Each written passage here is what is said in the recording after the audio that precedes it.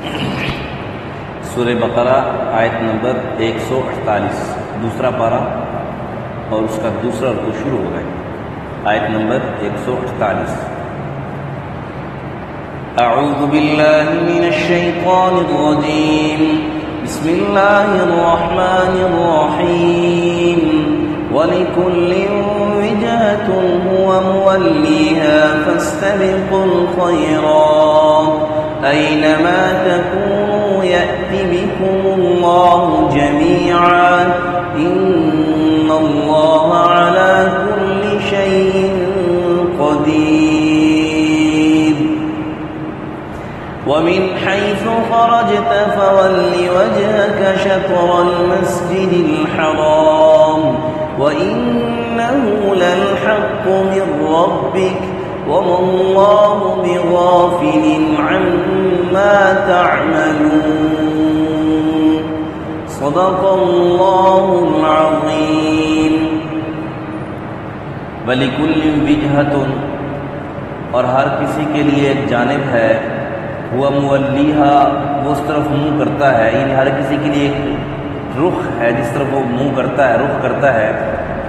فاستبقوا الخیرات سو تم نیکیوں میں سبقت کرو. اینما تکونوا آپ جہاں کہیں بھی ہوگے.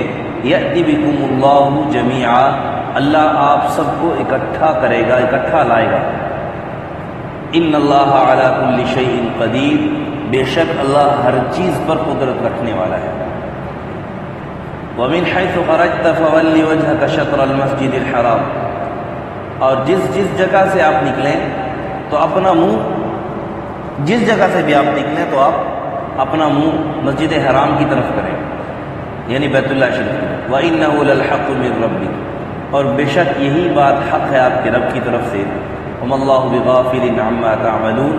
اور اللہ تعالیٰ آپ کے کاموں سے غافل نہیں، بے خبر نہیں ہے. تحویل قبلہ کا تذکرہ چل رہا تھا کہ نبی پاک صلی اللہ علیہ وسلم نے جو زندگی بیت اللہ شریف میں گزاری، مکہ مکرمہ میں گزاری، ہجرت سے پہلے جو وقت گزرا، اس میں آپ صلی اللہ علیہ وسلم اپنا رخ مبارک وہ بیت اللہ شریف کی طرف فرمایا کرتے تھے. اور پھر جب ہجرت کر کے مدینہ منورہ تشریف لے آئے تو آپ صلی اللہ علیہ وسلم اپنا رخ بیت المقدس کی طرف فرمایا کرتے تھے. اب پھر جب اللہ تعالیٰ کی طرف سے حکم آیا تو اللہ تعالیٰ نے دوبارہ جو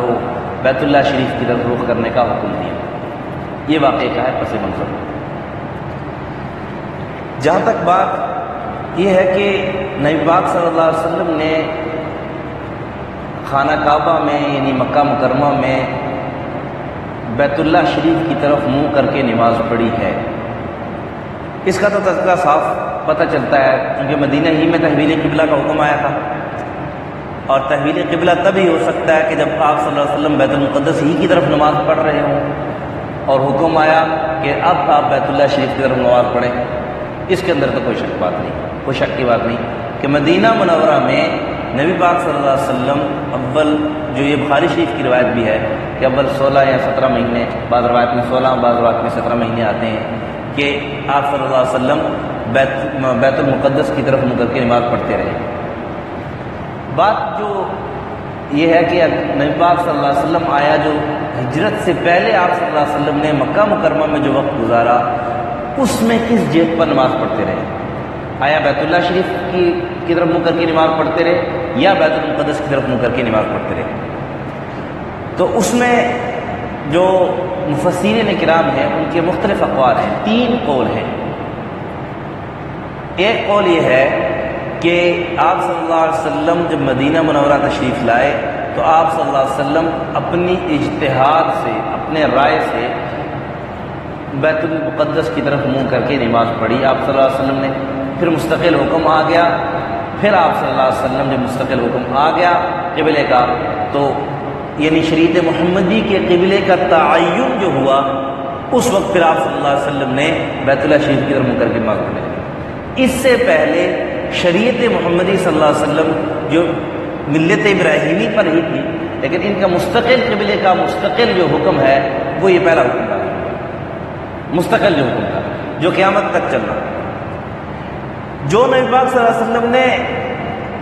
بیت اللہ کی طرف یعنی خانہ کعبہ کی طرف منہ کر کے نماز پڑھی مکہ مکرمہ میں ہجرت سے پہلے،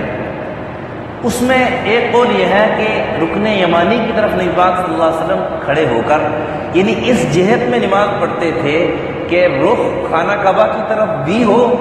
اور رخ بیت المقدس کی طرف بھی ہوتا تھا،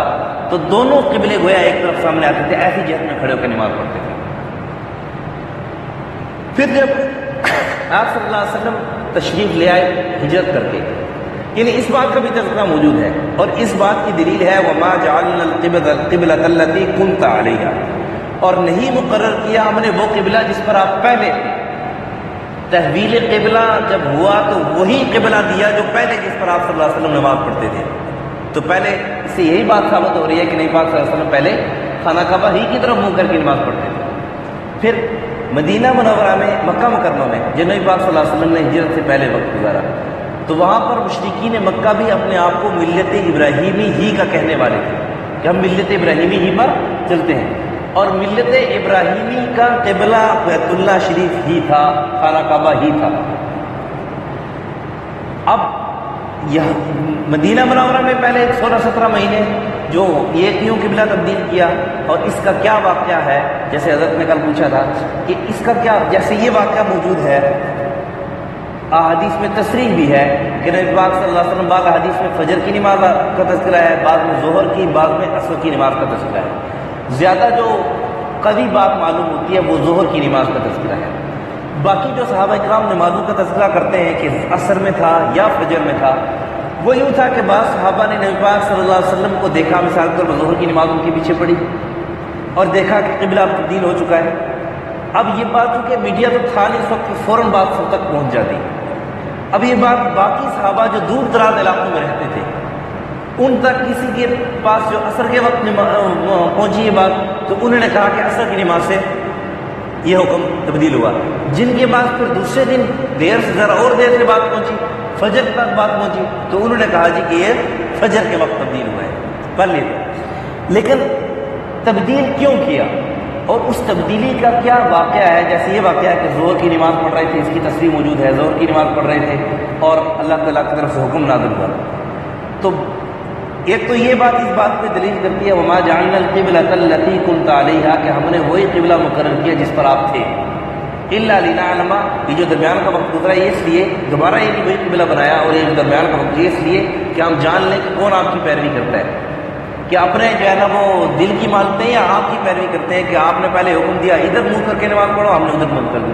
بعض مفسرین کا قول یہ بھی ہے کہ نبی پاک صلی اللہ علیہ وسلم نے جتنا عرصہ بیت اللہ شریف میں رہے مکہ ہجرت سے پہلے، تو ایک نماز بھی بیت المقدس کی طرف رخ کر کے نماز نہیں پڑھی۔ یہ احادیث میں تذکرہ موجود ہے، احادیث کا اس کا حوالہ جو ہے اس تک میں اب فی الحال نہیں پہنچ سکا۔ مفسرین ہی کا جو کتابیں میں نے جو تفاصیل دیکھی، تفسیر قرطبی میں ذرا اس کی مجھے تفصیل ملی، اور انہوں نے بھی یہی تذکرہ کیا ہے کہ نبی پاک صلی اللہ، اور ابن عباس رضی اللہ عنہ کا یہ قول نقل کیا ہے، ابن عباس رضی اللہ عنہ کا یہ قول نقل کیا ہے کہ نبی پاک صلی اللہ علیہ وسلم جب مدینہ منورہ تشریف لے آئے تو یہود کی دین سے معانست پیدا کرنے کے لیے کچھ عرصے کے لیے بیت المقدس کی طرف رخ کر کے نماز پڑھی، اور یہ ان کو اللہ کی طرف سے حکم تھا، وحی کے ذریعے اللہ تعالیٰ نے ان کو بتلایا تھا۔ لیکن وحی ایک ہوتی ہے مطلوب جو قرآن کا حصہ ہوتا ہے، ایک ہوتی ہے وحی غیر مطلوب، اور ویسے بھی نبی پاک صلی اللہ علیہ وسلم کوئی کام بھی، یہ بات اس سے ثابت ہوتی ہے سورہ نجم کی اس آیت سے کہ وما ينطق عن الهوى ان هو الا وحی یوحی، جو بھی نبی پاک صلی اللہ علیہ وسلم بولتے ہیں بات فرماتے ہیں وہ اللہ کی طرف سے وحی ہوا کرتی ہے۔ بات ذرا پیچیدہ ہے، میں انشاءاللہ آپ کو میں ایک دفعہ پھر اس کا خلاصہ عرض کروں گا، بات سمجھ میں آ جائے گی۔ تو نبی پاک صلی اللہ علیہ وسلم کو اللہ تعالیٰ کی طرف سے وحی ہوئی، وحی غیر مطلوب تھی، یعنی وہ قرآن کا حصہ نہیں تھی کہ اللہ تعالیٰ نے ان کو حکم دیا کہ یہود کی معانست کے لیے، اور اس کی نظیر ہمیں دین میں ملتی ہے۔ کوئی ایسی بات ہو کہ جو بظاہر ہمیں قرآن میں نظر نہ آ رہی ہو، اس کی کوئی نظیر ہمیں قرآن سے نہ ملتی ہو، اس میں ذرا اعتراض ہو سکتا ہے، اعتراض بنتا ہے۔ لیکن یہ بات نبی پاک صلی اللہ علیہ وسلم نے ایک جو بیت المقدس سے رخ کر کے کچھ عرصہ نماز پڑھی یہود سے معانست کے لیے کہ یہود دین کی طرف مانوس ہو جائیں، اور یہ بات قرآن میں ملتی ہے آپ سب حضرات جانتے بھی ہیں کہ زکوٰۃ کے جو مصارف ہیں ان میں باقاعدہ ایک مصرف وہ کفار کے لیے تھا کہ والمؤلفۃ قلوبہم وفی الرقاب، کہ جو آپ سمجھتے ہیں کہ دین کے قریب آ سکتے ہیں، ہے تو کافر ہے لیکن دین کی طرف ان کے دل مائل ہو رہے ہیں، آپ ان کو دین کی طرف ان کے دل مائل کرنے کے لیے ان کو زکوٰۃ دیں۔ لیکن یہ حکم نبی پاک صلی اللہ علیہ وسلم کے زمانے تک تھا، بعد میں چونکہ دین جب عام ہو چکا، اس وقت ابتدا دین کی ابتدا تھی، تو بعد میں جب دین عام ہو چکا پھر یہ حکم ختم ہو گیا۔ اب زکوٰۃ کا مصرف میں مؤلفۃ قلوب نہیں ہے کہ کافروں کو دین کی طرف راغب کرنے کے لیے، یا ایسے کافر جو دیکھیں کہ آپ ان کو زکوٰۃ دیں گے تو وہ دین کی طرف راغب ہوں گے، اس لیے آپ ان کو زکوٰۃ نہیں دے سکتے۔ جہاں تک بات جو حضرت کا پوائنٹ تھا وہ یہ تھا کہ وہ واقعہ کون سا ہے جس واقعہ میں بیت اللہ شریف سے پہلے جو قبلے کی تحویل ہوئی بیت المقدس کی طرف، یہ تھا نا حضرت؟ ہاں، اس کا تذکرہ احادیث میں موجود ہے، لیکن انشاءاللہ وہ حدیث صحیح جو ہم نے پڑھا ہے باقاعدہ، لیکن وہ حدیث کی جو ہے نا وہ کتاب کا وہ جب تک ہم اس تک پہنچ لیں گے دوبارہ دیکھ لیں، کیونکہ ایک کتاب میں حدیث کی کتاب میں نا بڑی بڑی کتابیں ہوتی ہیں، اللہ آپ کو توفیق دے آپ پڑھیں۔ تو ایک دفعہ جو ہے نا وہ ہمارے استاد تو کیا کرتے تھے کہ صحیح جب ناشتہ نہ کیا ہو نا جب تک، تو وہ کتاب اٹھانا بھی ذرا مشکل ہوتا ہے، بڑی بڑی حدیث کی کتابیں ہوتی ہیں، تو اس میں ہزاروں حدیث موجود ہوتی ہیں، تو کتاب کا تعین اس کی یعنی وہ ورقے کا تعین اس کے ساتھ انشاءاللہ میں کوشش کروں گا کہ سوموار کے دن تک اس کا جو ہے نا میں اس کو تعین کر لوں اور اس کتاب تک میں پہنچ جاؤں۔ فی الحال تفاسیر ہی مجھے ملی ہیں اور تفاسیر میں مجھے یہ اخبار ملے ہیں۔ جو آج کا سبق ہے، آج کے سبق میں اللہ تعالیٰ نے جو حکم دیا ہے کہ وَلِكُلٍّ وِجْهَةٌ هُوَ مُوَلِّيهَا فَاسْتَبِقُوا الْخَيْرَاتِ، اس میں یہ کہہ دیا، اس کا خلاصہ یہ ہے کہ یہود کہتے تھے، پہلے مشرکین مکہ کہتے تھے، خوش ہوتے تھے کہ دیکھو یہ مسلمان ہے نا، نئی بات سے جب بیت اللہ شریف کی طرف منہ کر کے نماز پڑھتے تھے تو مشرکین کہتے تھے دیکھو یہ ہم ملت ابراہیم پر ہیں، یہ نبی بھی ہماری طرح ہے، انہی طرح خوش ہوتے تھے، اطاعت تھے۔ اور جب نبی پاک صلی اللہ علیہ وسلم مدینہ منورہ تشریف لے آئے تو بیت المقدس کی طرف جو نماز منہ کر کے نماز پڑھنے رہے تو یہود دو طرح کے تھے اس میں، چونکہ یہود کی کتابوں میں اس بات کی تصریح موجود تھی کہ جو آخری نبی آخری زمان آئے گا ان کا مستقل قبلہ بیت اللہ شریف ہوگا، تو وہ کہتے تھے کہ یار باقی نشانی تو ان میں ساری ہیں، باقی تو ساری ٹھیک ہیں، لیکن یہ بات ہمیں سمجھ میں نہیں آ رہی کہ ادھر سے کہتے ہیں ہم ملت ابراہیمی پر ہیں، ادھر سے رخ بیت المقدس کی طرف کر کے نماز پڑھتے ہیں، انہیں اعتراض ہوتا ہے اور بات خوش ہوتے تھے اس بات پہ کہ دیکھو ہم حق پر ہیں، یہ نبی جو ہے وہ ہماری جو اتباع کر رہا ہے، ہمارے قبلے کی طرف منہ کر کے نماز پڑھ رہا ہے، ہم حق پر ہیں۔ تو اللہ تعالیٰ نے کہا کہ ہر ایک قوم کے لیے ایک جہت ہے، ایک قبلہ ہے، ہر ایک مذہب والوں نے اپنا اپنا ایک قبلہ بنایا ہوا ہے، ایک تو اس کا بھی مطلب ہے۔ دوسرا مطلب یہ ہے کہ تم سمت کے تعین میں آپس میں جھگڑا نہ کرو۔ مثال کے طور پر اہل پاکستان کے لیے سمت کیا ہے؟ مغرب، قبلے کی سمت اکثر اعتبار سے غروب آفتاب کی طرف ہے، اور بعض جو علاقے ایسے ہیں جو سعودی عرب سے مغرب کی طرف ہے، بیت اللہ شریف سے جو مغرب کی طرف ہے، تو ظاہر سی بات ہے کہ ان کا قبلہ مشرق کی طرف آئے گا، اور جو جنوب کی طرف ہے ظاہر سی بات ہے ان کا قبلہ دوسری طرف آئے گا، اسی طرح جو شمال کی طرف ہے۔ تو بیت اللہ شریف کے جو ارد گرد دنیا پھیلی ہوئی ہے تو ہر ایک کا تعین قبلے کا رخ مشرق مغرب شمال جنوب کے اعتبار سے وہ ان کی اپنی علاقے کے اعتبار سے ہے، تو اس لیے ہمیں اس میں جھگڑنے کی ضرورت نہیں ہے، ایک تو بات۔ اور دوسری جو مشرکین اور یہود کا جو آپس میں جھگڑا تھا، بات کہتے تھے ہم حق پر ہیں، دیکھو ہماری تعریف کر رہے ہیں، دوسرے کہتے تھے، اللہ نے کہا یہ جھگڑا کرنے کی ضرورت ہی نہیں ہے، جھگڑا کرنے کی ضرورت نہیں ہے، تم فاستبقوا الخیرات، اصل کام جو ہے نا وہ یہ ہے کہ نیکیوں میں آگے بڑھو، فاستبقوا الخیرات، نیکیوں میں آگے بڑھو۔ سورہ واقعہ میں جو قیامت کے دن لوگوں کے 3 گروہوں کا تذکرہ کیا گیا ہے کہ وَكُنْتُمْ أَزْوَاجًا ثَلَاثًا فَأَصْحَابُ الْمَيْمَنَةِ مَا أَصْحَابُ الْمَيْمَنَةِ وَأَصْحَابُ الْمَشْأَمَةِ مَا أَصْحَابُ الْمَشْأَمَةِ وَالسَّابِقُونَ السَّابِقُونَ أُولَٰئِكَ 3 گروہوں کا، ایک کیا ہے کہ دائیں ہاتھ والے، کیا شان ہے دائیں ہاتھ والے، بس اتنا تذکرہ ہے، دائیں ہاتھ والے کیا شان ہے دائیں ہاتھ والے، اور دوسرے بائیں ہاتھ والے کیا بربادی ہے بائیں ہاتھ، ما اصحاب المشأمہ، ماں سے ایک معنی شان مراد دیا جاتا ہے اور ایک معنی جو ہے بربادی مراد بیان کیا جاتا ہے، یہ سیاق و سباق سے معنی میں تبدیلی آتی ہے۔ اور پھر والسابقون السابقون، جو دین میں نیک کاموں میں ایک دوسرے سے سبقت کرنے والے ہیں. جس طرح اس کی مثال بس آسان سمجھنی یہ ہے کہ جس طرح ہم دنیا میں ایک دوسرے سے سبقت کرنے کی کوشش کرتے ہیں کہ اس کا اتنا گھر بن گیا، اب میں تو اس سے اچھا کروں. اس نے یہ گاڑی لے لی، میں اچھا اس کا بیٹا فلانا اتنا بڑا افسر بن گیا، میرا بیٹا تو اس سے بھی بڑا افسر بنے گا. ٹھیک ہے، اس نے اتنی زمین خرید لیا ہے، میں تو اس سے بھی زیادہ زمین خریدوں گا. ہم جس طرح دنیا کے معاملات میں ایک دوسرے سے آگے بڑھنے کی کوشش کرتے ہیں اور ہمیں ہمہ وقت فکر لگی رہتی ہے کہ میرا بھائی، میرا چچا زاد، میرا فلانا، میرا دوست وہ مجھ سے آگے چلا گیا، نہیں میں بھی آگے چلوں گا، میں کیسے محنت کروں، یہ سوچتے ہیں اور ایک فکر لگی رہتی ہے اور ہر وقت تدبیر اور پلانیں بنتی رہتی ہیں کہ کیسے ہم ایک دوسرے سے آگے بڑھیں. اسی طرح دین جو اس بات کی ترغیب دیتا ہے کہ فاستبقوا الخیرات، نیک کاموں میں ایک دوسرے سے آگے بڑھو. چنانچہ یہ تذکرہ یہ جو ہے نا وہ ایک دوسرے سے آگے بڑھنا صحابہ کرام کے اندر اس کی مثال ملتی ہے کہ حضرت ابوبکر صدیق رضی اللہ تعالیٰ عنہ کتنے بعد میں اسلام لائے، لیکن آگے بڑھتے دوسرے نمبر پر آئے. اور پھر حضرت ابوبکر سے بھی آگے بڑھنے کی کوشش کی، اور لیکن آخر تک لگے رہے ابوبکر صدیق رضی اللہ تعالیٰ عنہ سے آگے نہ بڑھ سکے. تو دین میں ایک دوسرے سے آگے بڑھنا، دینی معاملات میں ایک دوسرے سے سبقت حاصل کرنا کہ یہ ایک آدمی ہے 5 وقت باجماعت نماز پڑھتا ہے، میں تو تہجد کی بھی پابندی کروں گا. یہ آدمی ہے، اس کا بیٹا حافظ قرآن ہے، میرے 2 بیٹے میں دونوں کو حافظ قرآن بناؤں گا. یہ ایک آدمی ہے، اس کی بیٹی بھی حافظ قرآن ہے، میری 3 بیٹیاں یا 1 بیٹی ہے یا بیٹا ہے، میں اس کو بھی حافظ قرآن بناؤں گا. یہ ہمارے ایک مردان میں قاری صاحب تھے، حج پہ تشریف لے جا رہے تھے، بار بار اللہ ان کو لے جاتے. تو ایک ان کے شاگرد کا والد ان کے پاس آیا اور ان کو کہنے لگا، میں پاس بیٹھا سن رہا تھا، وہ کہنے لگا کہ حضرت آپ تو خوش قسمت ہیں، اپنا آخرت میں بینک بیلنس بنا رہے ہیں، اتنے حج اور اتنے عمرے اور اتنی نمازیں اور ہم تو بس اس میں لگے ہوئے ہیں کہ 1 لاکھ ہو گیا ہے، اسے 2 کیسے ہوگا، 3 ہو گیا ہے 4 کیسے ہوگا، 1 پلاٹ ہو گیا ہے 2 پلاٹ کیسے ہوں گے.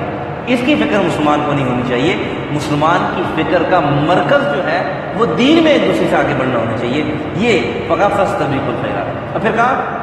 اینما تکونوا یأتی بکم اللہ جمیعا، آپ جہاں کہیں بھی ہو اللہ آپ سب کو اکٹھا کرے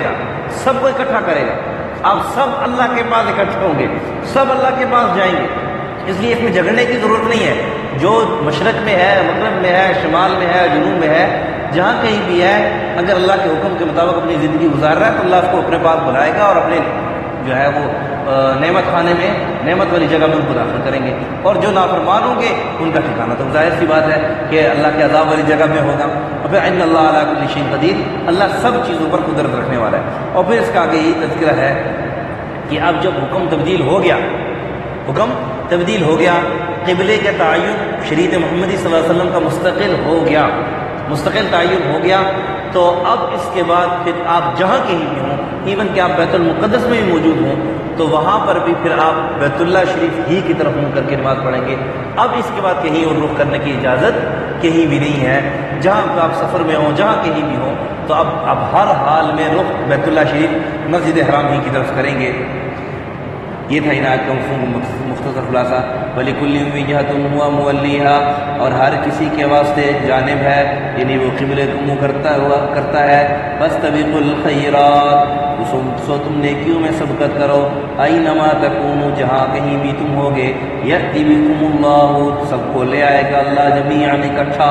ان اللہ علی کل شیء قدیر، بے شک اللہ ہر چیز پر قدرت رکھنے والا ہے. ومن حیث خرجت فول وجهک شطر المسجد الحرام، اور جس جگہ سے آپ نکلیں، جہاں کہیں بھی آپ جائیں، جس جگہ سے بھی جائیں، اپنا منہ مسجد حرام کی طرف کریں گے. وَإِنَّهُ لَلْحَقُّ مِن رَبِّكَ، یہی حق ہے آپ کے رب کی طرف سے. وَمَا اللَّهُ بِغَافِلٍ عَمَّا تَعْمَلُونَ، اور اللہ بے خبر نہیں ہے آپ کے کاموں سے. ایک دفعہ میں آپ کو پھر خلاصہ کر دیتا ہوں. نبی پاک صلی اللہ علیہ وسلم جب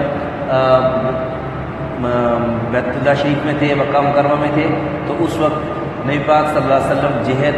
کعبہ کی طرف بھی کرتے تھے. ایسے رخ پہ کھڑے ہوتے تھے کہ جہت کعبہ کی طرف بھی ہو اور بیت المقدس کی طرف بھی ہو، لیکن خالصتاً بیت المقدس کی طرف منہ کر کے نبی پاک صلی اللہ علیہ وسلم کی جو ہجرت سے پہلے کی زندگی ہے اس میں بیت المقدس کی طرف رخ کر کے نماز پڑھنے کی خالصتاً، جس میں بیت اللہ درمیان میں نہ ہو، اس کا تذکرہ موجود نہیں ہے. تو اس حساب سے اگر اس بات کو دیکھا جائے تو اس ایک لحاظ سے بات حل ہو جاتی ہے کہ بھئی تذکرہ تو جو بیت المقدس ہے پہلے بھی وہی قبلہ تھا، اب نبی پاک صلی اللہ علیہ وسلم جو بیت اللہ شریف میں تھے تو پھر یہ جہت بن سکتی تھی کہ بیت اللہ شریف کی طرف بھی منہ ہو اور بیت المقدس کی طرف بھی منہ ہو، یہ دونوں اس پر یہ قابل عمل تھی باتیں. لیکن جب مدینہ منورہ تشریف لے آئے تو پھر اب یہ دونوں باتیں قابل عمل نہیں تھیں، تو لہٰذا بیت المقدس ہی کی طرف رخ کر کے نماز پڑھی. اور جو دوسری بات ہے کہ نہیں خالصتاً بیت اللہ کی طرف رخ کر کے نماز پڑھتے تھے، پھر یہاں مدینہ پہ آ کر یہود کی معانست کے لیے یا اللہ کے حکم سے آپ صلی اللہ علیہ وسلم نے دوبارہ بیت المقدس کی طرف رخ کر کے نماز پڑھی، پھر حکم تبدیل ہوا. یہ تذکرہ جو ہے وہ تفاصیر میں ملتا ہے، انشاءاللہ بقیہ اس کی تفصیل بھی اگلے سبق میں کی جائے گی. اللہ سمجھ اور عمل کی توفیق عطا فرمائے. الحمدللہ رب العالمین والعاقبۃ للمتقین والصلاۃ والسلام علی اشرف الانبیاء والمرسلین وعلى الملائکۃ المقربین وعلى عباد اللہ الصالحین. ربنا ظلمنا انفسنا وان لم تغفر لنا وترحمنا لنكونن من الخاسرین. لا الہ الا انت سبحانک نستغفرک ونتوب الیک. صلی اللہ علی النبی الکریم محمد وعلى آلہ وسلم. جزاک اللہ.